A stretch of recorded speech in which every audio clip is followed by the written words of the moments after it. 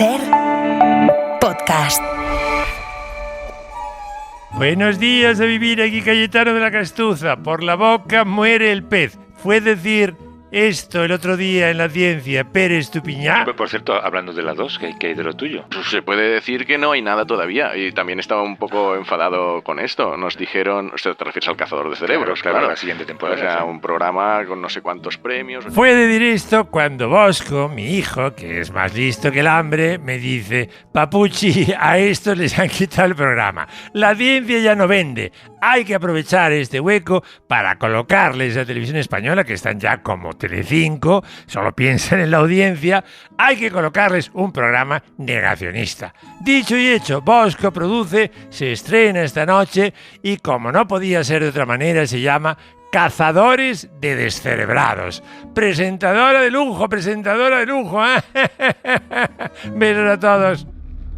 Bienvenidos a Cazadores de Descerebrados, el único programa donde la ciencia se toma unas vacaciones y cada cual tiene derecho no solo a sus propias opiniones, sino también a sus propios hechos. Hoy nos acompaña Elior, presidente de la Hermandad del Sol Frío, Eso es. que defiende que el sol es un invento de Perro Sánchez, otro de sus fraudes. Así es. Porque el sol no calienta, solo brilla fuerte. El calor viene del suelo. Del suelo. Siendo el sol solo un espejo cósmico que refleja la luz de Marte, donde, por cierto, pronto inauguraremos otro hospital antipandemias. Buenas noches, Isabel Natividad. Gracias por invitarme a tu programa. Elior, ¿te gusta la fruta? La fruta. No me contestes todavía. Hazlo después de la publicidad.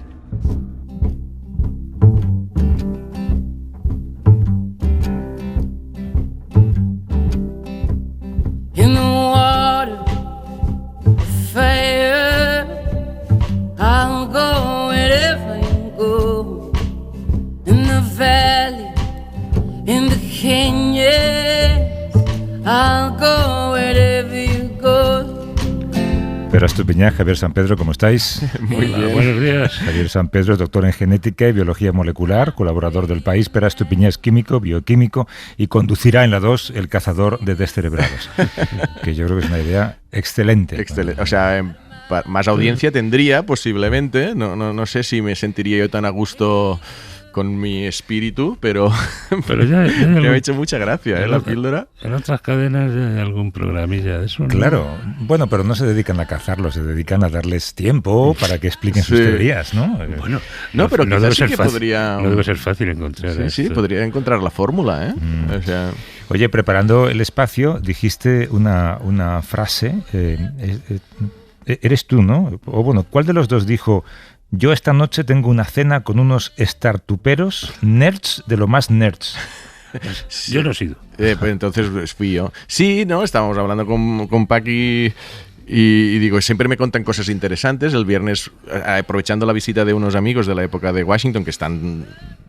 2 de los 3 que vinieron están en startups importantes, una Mapbox y el otro está intentando modelizar el mundo a partir de imágenes de satélite.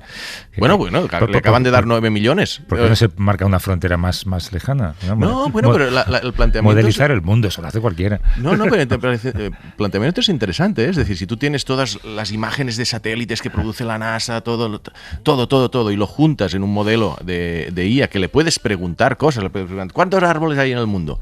Pues igual te da una respuesta. ¿O qué partes del bosque español son más susceptibles a incendios?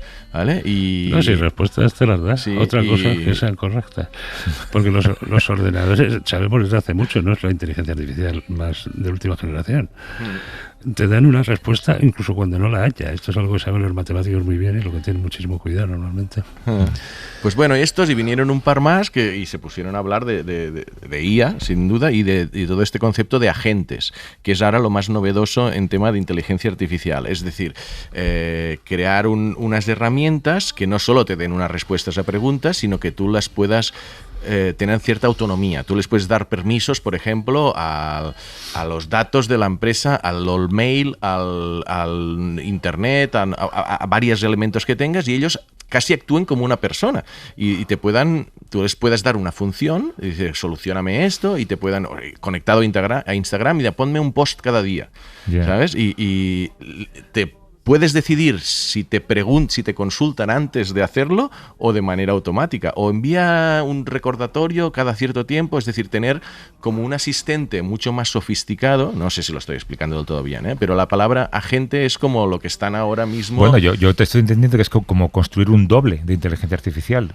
Por ejemplo, lee todas tus respuestas de correo de los últimos años y por tu manera de escribir ya es capaz de escribir como tú, sí. ¿no? Sí. Y de actuar como tú, ¿no? También y hacerle preguntas una sofisticadas. gente te atiende en una revista si quieres cambiar tu suscripción de prensa impreso a digital, por ejemplo. Te atiende una gente y lo hace fenomenal. O que le puedas decir, llámame al servicio al consumidor de mi, compañía telefónica, espera tú, ¿sabes? Y dile que me cambie a este plan, ¿no? Te escuchas tú las 4 estaciones de Vivaldi. Exacto. Y luego me avisas. Y para programar, ellos hablan mucho dicen, antes me decían, es que ya no se programa en lenguaje de programación, ahora ya se programa en inglés o en español, pues que le dices a la gente lo que quieres hacer y él se conecta a varios y le das acceso a varias herramientas y él te termina programando, te termina diseñando. Es casi más humano todavía, es más la sustitución de un humano, y en sus startups que bueno, les van muy bien a todos, pues están, digamos, cambiando funciones. Dice, ya no tenemos tantos programadores, ahora tenemos otros perfiles. No, se va a perder trabajo ahí. Sí, de hecho, un programador, leí una entrevista con un programador que decía no solamente que van a perder sus puestos de trabajo, sino que los programadores ahora, o sea, ChatGPT o la inteligencia artificial programa tan bien que los programadores en realidad lo que hacen ahora es dictar. Ellos le dicen a ChatGPT, prográmame esto, y ChatGPT lo programa. Ellos solamente verbalizan el objetivo. ¿No? Esto Geoffrey Hinton lo decía ya hace un año o dos, que él es programador, muy bueno. Y está programando con el lenguaje natural. Oye, escríbeme un código para, imagínate, para asaltar una central nuclear iraní, aunque no es el ejemplo que él puso. Pero estas cosas se pueden hacer ya. Y los programadores están programando en lenguaje natural. Eso lo va a poder hacer cualquiera dentro de muy poco. Oye, ¿de quién preferís que hablemos antes? ¿De Javier Milei o de Robert Kennedy? Porque tenemos para los dos. Vamos a dar a Milei un... ¿Milei? Bueno, sí, hagámoslo por caparros. Venga, vamos con Milei primero. No, bueno, es que esta semana ha habido algo... O sea, se está cargando el Instituto Nacional del Cáncer y tal, pero salieron algunos y están reduciendo... A ver, él tiene toda esta idea de reducir el gasto público, que en algunas mentes más liberales dices puede tener cierto sentido, pero claro, ¿qué pasa cuando toca la sanidad? Imagínate que es lo que está pasando ahora mismo, que alguien con cáncer va al hospital y el médico le dice, no, el tratamiento que hasta hace un par de años te hubiéramos dado y que te habría salvado, ahora ya no entra. O sea, es que es ir hacia atrás, ¿eh? O sea, y en algo tan gordo como y está pasando. Y hay varios artículos que lo relatan de personas que dicen, ¿cómo que no tengo este fármaco? No, es que ya no lo hemos cortado, el gobierno lo ha cortado, tal y cual. Dice, pero si hace unos años me lo hubieras dado, sí, pero los recortes son eso. Y esto es muy bestia. Y es la sensación esta de que podemos ir a peor. Siempre estamos pensando que podemos... No sé, a mí me está afectando... De nuevo, ¿no? pensemos en ello como una hipótesis lejana o ajena a nosotros, porque también pasamos muchos años diciendo que España era la excepción porque no había un partido de ultraderecha. ¿Os acordáis? Sí. No hace tanto de esto. Así que no olvidemos que... No sabemos cuándo, ojalá nunca, pero puede pasar que tengamos un ministro de Sanidad capaz de hacer este tipo de recortes. Mira el caso de Robert Kennedy, ¿no, Javier? Sí, es muy desmoralizante y puede ser un ejemplo para el resto del mundo, efectivamente. Aquí, imagínate que en el próximo gobierno haya un ministro de Sanidad de Vox. Son trumpistas. Van a hacer lo que hace su admirado Donald Trump y desde luego Robert Kennedy, que es su secretario de salud. La última de Kennedy es que uno de los esbirros que ha puesto al frente de la FDA y de los CDC, pues si todos los expertos científicos especializados en vacunas le han recomendado una cosa, él hace la contraria, porque dice que las vacunas suponen un riesgo mayor que los propios virus a los que combaten y que pese a que estas vacunas que se estaban discutiendo han pasado todos los ensayos clínicos con miles de personas, pues dice que, claro, no se puede saber si habrá efectos secundarios que todavía no se han descubierto. Pues quitamos todos los tratamientos contra el cáncer, ¿no? Pues porque a lo mejor tienen efectos secundarios que no se han descobierto. Claro, pero las aspirinas. Sí, pero también quitamos el agua, ¿no? El agua pues lo mismo es malo al agua, claro. Esta es una de las técnicas que usa Kennedy. La otra es echar directamente a los científicos asesores y contratar a gente que no tiene ni idea de vacunas. Y hablamos siempre del daño, ¿no? Mira, en el Departamento de Estado también han despedido a 1.200 funcionarios diplomáticos. O sea, el nivel de experiencia acumulada que ha acabado en la calle y que será irrecuperable porque estos pasarán a trabajar para empresas privadas y jamás volverán a la empresa pública, tiene un daño de consecuencias, yo creo que además irremediables, porque construir ese conocimiento y ese saber hacer cuesta décadas. Me pregunto qué puede mover a estas personas a hacer daño a su país, a los ciudadanos de su país, un daño gratuito, arbitrario, una ocurrencia. Porque solo quieres complacer al profesor, ¿no? Eres ese alumno pelota que quiere complacer al profesor. Sí. No buscan otra cosa en la vida. O sea, están mis amigos aquí, que me los hemos conocido antes. Los nerds. Uno de ellos, Antonio, su mujer Caroline trabajaba en el Departamento de Salud y es una de las que ha salido. Y llevaba mucho tiempo trabajando. Me estaba contando, ha habido un cambio de una promoción, de hecho, pero se ve que cuando te promueven hay un periodo que estás de prueba. Cuando te promueven. Y han aprovechado esto, siendo una excelente profesional, y están a ver... Pues, es un ingenio, es muy bestia. Qué grado de inteligencia, eso yo estoy realmente asombrado. Oye, hay un número de teléfono, es un número de WhatsApp, así que también podemos recibir, como es el último programa de la temporada, si alguien quiere deciros algo, preguntar algo o buscar vuestra opinión, 638-855-349, número de WhatsApp, pueden dejar un teléfono y volvemos a llamar, o pueden dejar también un mensaje escrito o una nota de audio, 638-855-349. Vamos a hablar de evolución, adaptación, supervivencia. Esto casi podría ser el Congreso del PSOE, ahora que lo pienso. El 26 de abril del 86, el reactor 4 de la central nuclear de Chernóbil explotó y causó el mayor accidente radiactivo de la historia, casi 40 años después. Nos está escuchando Germán, ¿no estás por ahí, Germán? Sí, hola, ¿qué tal? Buenos días. 40 años después, ¿qué nos encontramos allí si vamos hoy? Bueno, pues lo que nos encontramos es una zona muy grande que está calificada como zona de exclusión, en la que apenas hay gente. Con ese reactor y ese complejo nuclear todavía en funcionamiento a nivel de desmantelamiento y demás, ciudades abandonadas, sobre todo la ciudad de Pripyat, que es la ciudad más grande de la zona, y luego, en la inmensa mayoría de lo que es esa zona de exclusión, bosques, lagos, praderas en las que viven, pues para sorpresa de muchos o de casi todos, pues las mayores poblaciones de Europa de lobo, viven linces, castores, osos, una cantidad de fauna como no la hay en prácticamente ninguna otra parte de Europa. Porque no hay humanos, ¿no?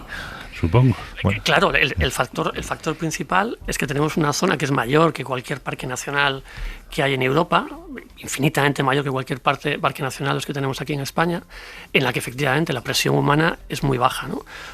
Y eso ha dado lugar, independientemente del accidente nuclear y lo que pueda quedar allí o no y tal, a que se ha convertido en una de las mayores reservas de fauna, de naturaleza de toda Europa. Es curioso pensar que esa zona de exclusión puede acabar convertida en el zoológico más interesante del mundo. El Parque Jurásico. Sí. Germán Orizaola, que es zoólogo, es profesor de la Universidad de Asturias, es investigador sobre cómo las especies se han adaptado a ese gran laboratorio natural en el que se ha convertido Chernóbil. Nos escucha desde Radio Asturias, que es un lugar sensiblemente mejor que Chernóbil. ¿Cómo serían de diferentes una rana nacida en Chernóbil hace 40 años de una rana nacida hoy en Chernóbil? Bueno, pues eso es una de las cosas que estamos trabajando nosotros, ¿no? Trabajamos fundamentalmente con anfibios Y lo que hemos sido es, durante los últimos años, ahora desgraciadamente no, por la bárbara guerra de Rusia sobre Ucrania, que no podemos ir por allí, pero hemos estado trabajando viendo cuál es la situación de la fauna y sobre todo los anfibios en Chernóbil, ¿no? Si vemos algún tipo de cambio, de diferencia y demás, ¿no? En términos generales, y eso es importante que la gente lo entienda, no encontramos ninguna diferencia. Las ranas que viven ahora mismo en la zona de exclusión de Chernóbil están exactamente igual a nivel fisiológico, morfológico, su respuesta inmunitaria, todo tumoral, lo que miramos. ¿A nivel tumoral? A nivel de tumores, todo. Que otras ranas de la misma especie con las que trabajamos en otras zonas de Ucrania, ¿no? Utilizamos estas otras zonas no contaminadas como control y encontramos que son exactamente iguales en todo lo que alguien podría asociar a un daño, ¿no? 30 y pico años después del accidente. Salvo en una cosa, que es el color de esas ranas, ¿no? Y una de las cosas que más nos llamó la atención desde el principio, desde la primera vez que nos metemos en una charca en Chernóbil, además justo al lado del reactor nuclear, ¿no? Y es que las ranas de Chernóbil, con las que nosotros trabajamos, son una especie que en principio es verde, parecía la rana de San Antonio que tenemos por aquí, por la península ibérica, pero las primeras que nos encontramos en esas charcas al lado del reactor nuclear eran muy oscuras e incluso completamente negras, ¿no? Yo siempre digo, la primera rana que voy de noche con una linterna frontal buscándola, la oigo, intento localizarla y no la veo porque estoy buscando una rana verde y lo que tengo delante es una rana completamente negra, ¿no? Y Germán, ¿esa pigmentación las protege de la radiación de alguna manera? Esa es la clave, efectivamente. Esa pigmentación más oscura significa más melanina, ¿no? Nosotros sabemos que la melanina en la piel nuestra, en la piel de los humanos, nos protege frente a la radiación ultravioleta, ¿no? Sí. El tipo de radiación que en el Chernóbil es distinta, es una radiación ionizante, pero la melanina cumple la misma función, ¿no? Sí. Se ha visto tanto en el laboratorio como allí mismo, que eso ocurre en levaduras, en hongos. Y es lo mismo que está pasando con nuestras ranas, ¿no? Es una pigmentación más oscura, más melanina, que las habría protegido en el inicio del accidente de la radiación. Expresado en términos darwinianos, las ranas verdes se han muerto irradiadas. Y las únicas que sobreviven son las que por casualidad tenían unos saltos evolución, ¿no? Es selección natural, darwiniana, pura.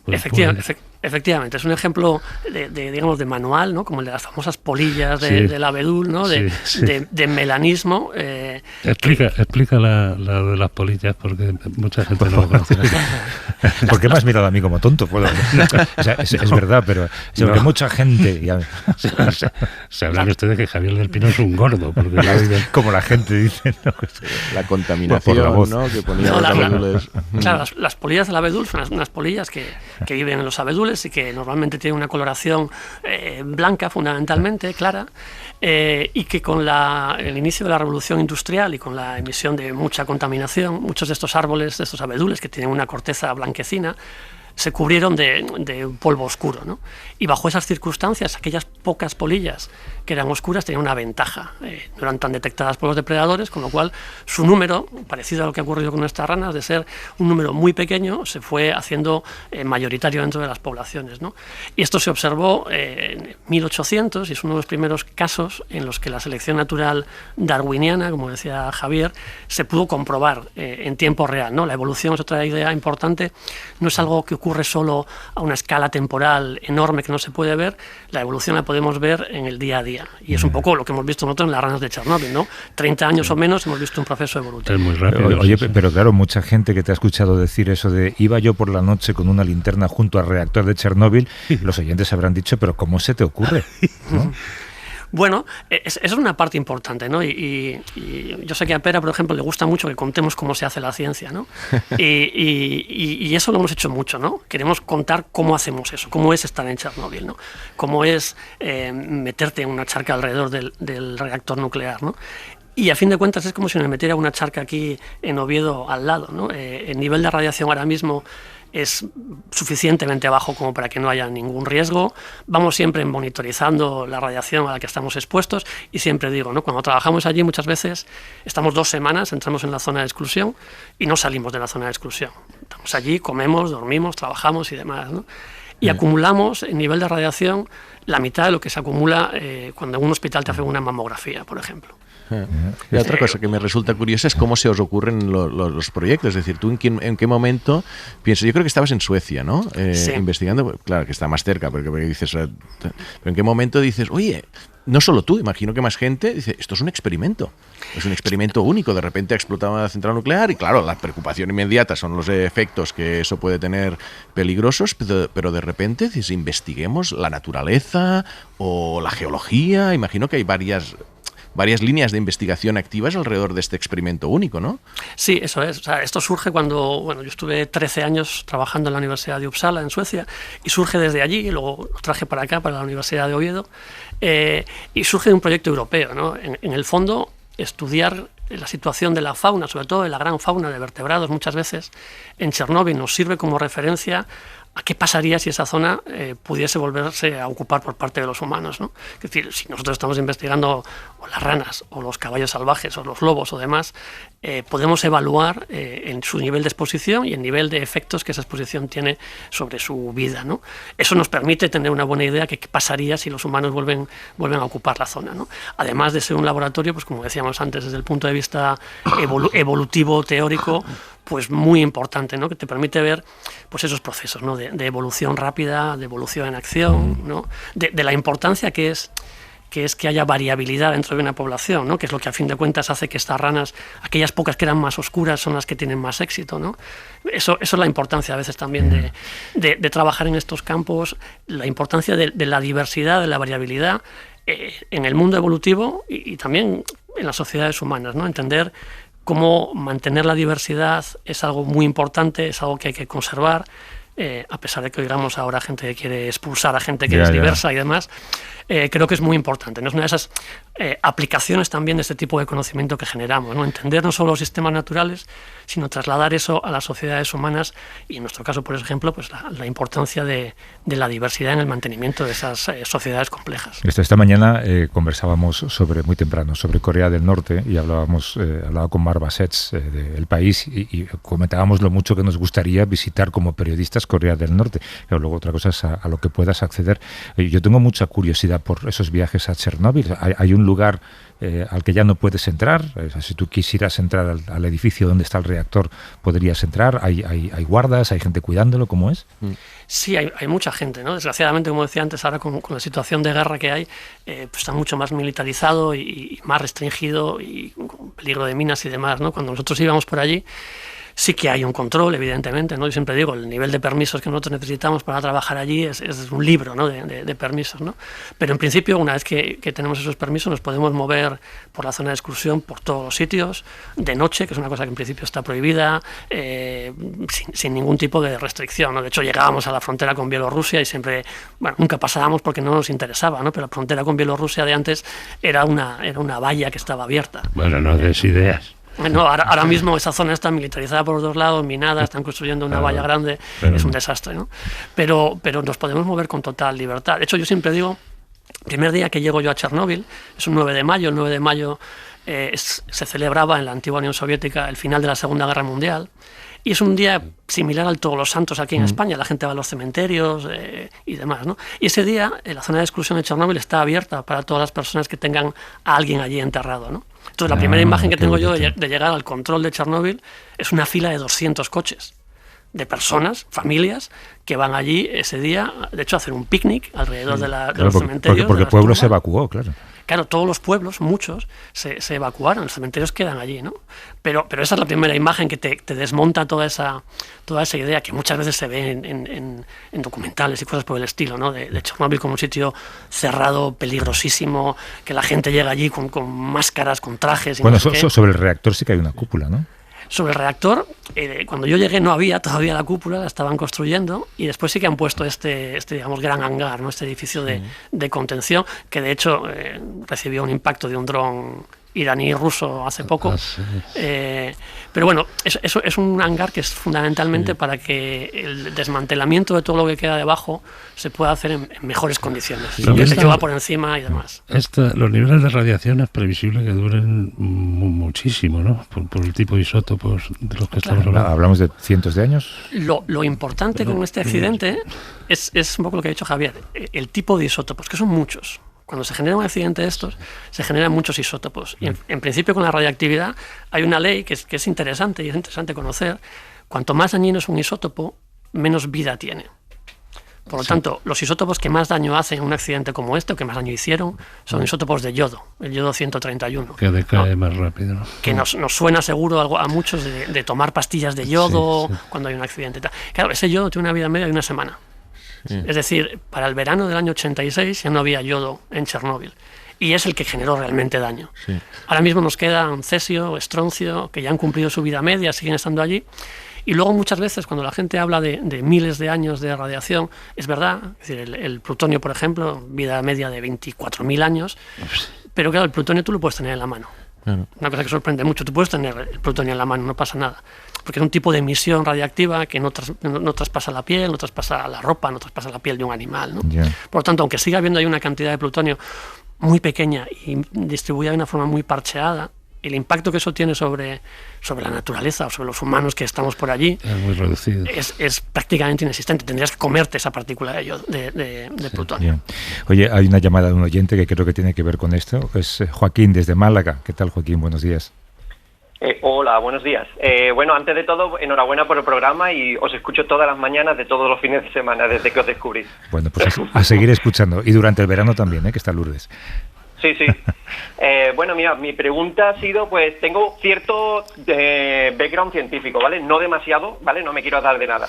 Brevemente, me preguntaba si los niveles de radiación en el área de Chernóbil hayan podido contribuir, no la única contribución, sino que hayan podido contribuir a la aceleración de esa de hacer que esos genes que hacen que se produzca más melanina pues se aceleren, ¿no? Y haya más aparezca más rápidamente.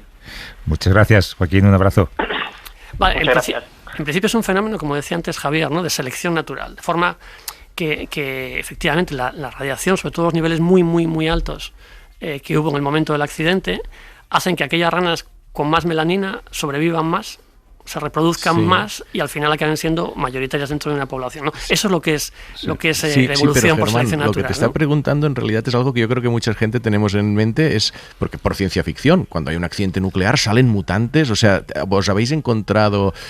Claro, esto es lo que dices, la rana es selección natural, ¿vale? Las negras sobreviven, ¿vale? Pero ¿ha habido, lo que está preguntando, ¿ha habido mutaciones en animales que de repente han nacido, habéis visto una con 3 ojos o con cosas extrañas que dices, ¡hala! ¡Qué curioso! ¿O esto es pura ciencia ficción?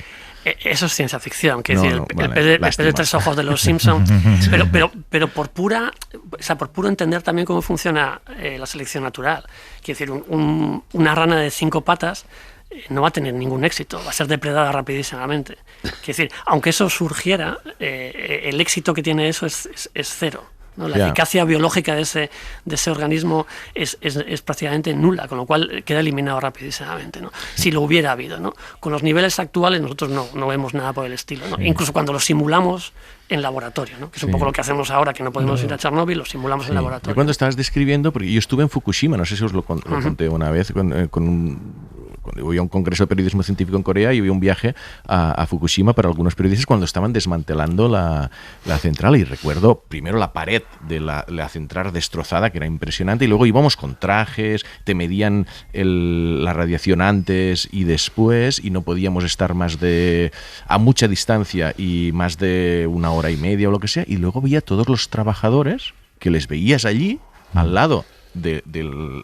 sitio, que estaban igual 6-7 horas, y eso fue una imagen que me impactó. Es decir, esta gente sí que está acumulando radiación. ¿Llevarían protección? Llevarían protección, pero dice, no puede ser que a mí no me dejen estar más de 1 hora y media. O sea, hombre, que cargarse a un turista está peor visto que a un trabajador. Pues algo así había, ¿eh? Bueno, a ver, es que la protección no existe. Quiero decir, tú dices, me ponen un traje, ese traje no vale para nada.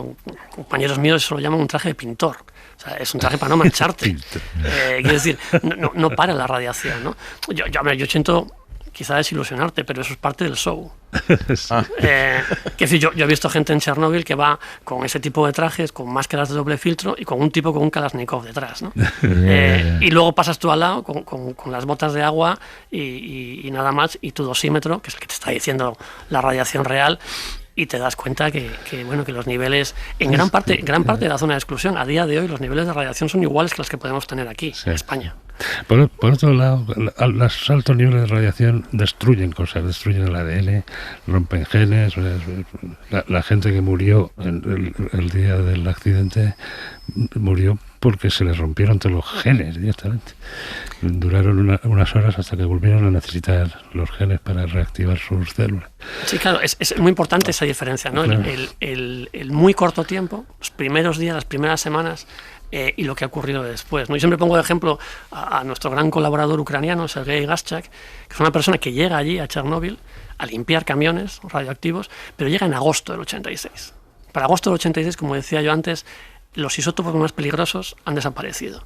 Y es una persona que solo la guerra la ha echado de Chernóbil, de trabajar allí, de estar prácticamente todo el año allí, trabajando con la naturaleza, con la fauna y demás. Y es eso, él no experimentó, es uno de esos liquidadores reconocidos, pero él no experimentó la fase más aguda del accidente, ¿no? Una vez que esos isótopos desaparecen, bueno, las condiciones cambian muchísimo. Estaba pensando que para las ranas vosotros sí que sois una especie rara, ¿no? Nosotros somos una especie compleja, ¿no? Que de repente llega por allí y las coge cuando están cantando y demás, y las mueve y hace cosas con ellas, ¿no? Pero bueno, es un poco lo que es la ciencia, ¿no? Ir descubrir cosas, ¿no? En este caso yo creo que es un tipo de investigación muy llamativo, ¿no? Porque todos hemos oído hablar de Chernóbil. Casi todos hemos oído hablar bastante equivocadamente, ¿no? de cómo está aquello ahora, de lo peligroso que es y demás, ¿no? Entonces, no solo hacer nuestra investigación, sino contar cómo es la situación de aquello, creo que es importante. Y tal y como lo has contado, parece que estamos a poco tiempo de organizar viajes turísticos a Chernóbil. No, ya lo sabía. Quiero decir, el último año normal, que fue el año prepandemia, 2019, fueron 150.000 personas a visitar la zona de exclusión. Porque estaba ahora ya no, pero estaba a 2 horas escasas de Kiev, de la capital, entonces había viajes de un día, entonces se veía la ciudad abandonada, Pripyat, el complejo nuclear, algunas de los pueblos y demás, entonces había una actividad bastante importante. Y de hecho, una vez que pasó la pandemia y empezaba la actividad a volver a esa zona, empezaron el turismo de naturaleza, que era una cosa que no se había explotado hasta entonces, pero que tiene un papel futuro muy importante, ¿no? Llegó la guerra y todo eso se vino abajo y demás, ¿no? Pero por supuesto que hay turismo. De hecho, es ahora mismo la principal vía futura de ingresos en esa zona. Germán Orizaola, que es zoólogo, es profesor en la Universidad de Asturias, es investigador de cómo las especies se han adaptado a Chernóbil. Oye, pues gracias por venir a Vivir, que también creo yo que es el único programa en el que los oyentes llaman para preguntar por la melanina de las ranas de Chernóbil. Es una cosa muy particular. Germán, mil gracias. Y ya nos irás contando porque regresarás, ¿no? En cuanto se pueda, regresaremos. De hecho, yo estaba estos días hablando con un compañero irlandés que trabaja en otra asociación que estaba ahora mismo por allí. Bueno, tenemos que ir explorando sin que le dé mucho miedo a nuestra gente de seguridad en el trabajo de la universidad. Tenemos que explorar la forma de poder volver por allí. Claro. Cuídate, Germán. Nada, lo mismo. Un Hasta abrazo. luego.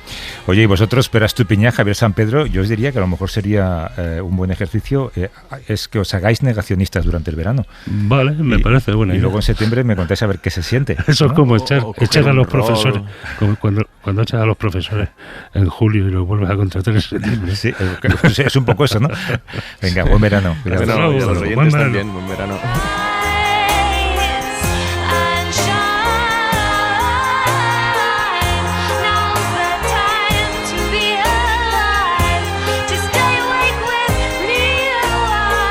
Para no perderte ningún episodio, síguenos en la aplicación o la web de la SER, Podium Podcast o tu plataforma de audio favorita.